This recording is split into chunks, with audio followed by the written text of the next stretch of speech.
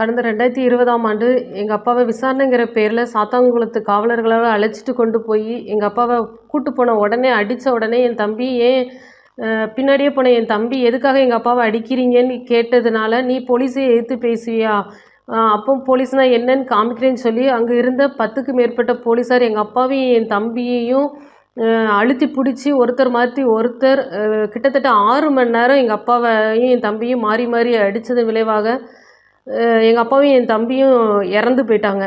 நாங்கள் இதுக்காக கிட்டத்தட்ட 5.25 வருடங்கள் நாங்கள் இதுக்காக நீதிமன்றத்தில் நாங்கள் நாடிட்டு இருந்தோம். நீதிமன்றத்தை எங்களுக்கான நீதி வழங்குவாங்கன்னு சொல்லி நம்பிட்டு இருந்தோம். அந்த நீதிமன்றம் எங்களுக்கு நேற்று நாங்கள் சொன்ன குற்றச்சாட்டுகள் எல்லாம் போலீஸார் இவ்வளவு தூரம் அவங்கள காயப்படுத்தி தான் மரணம் விளைவிச்சதுங்கிறத நீதிபதி அவங்க வாயால் நேற்று அவங்க நிரூபணமாயிருக்கு. அவங்க வாயால் சொன்னாங்க, அது நிரூபணமாயிருக்கு. 30ஆம் தேதி இந்த குற்றவாளிகளுக்கான தண்டனை விவரம் சொல்வேன்னு சொல்லியிருக்காங்க. நாங்கள் நீதிமன்றத்தை திருப்பி நம்புகிறோம். உச்சபட்ச தண்டனை கொடுப்பாங்கன்னு சொல்லி நம்புகிறோம். அதே போல் இதே போல் குற்ற செயல் அதிகாரத்தை தவறுதலாக பயன்படுத்த மாட்டாங்க, அதுக்கேற்பப்பட்ட தீர்ப்பாக இருக்கும், வழங்குவாங்கன்னு சொல்லி நாங்கள் நீதிமன்றத்தை நம்பி இருக்கிறோம்.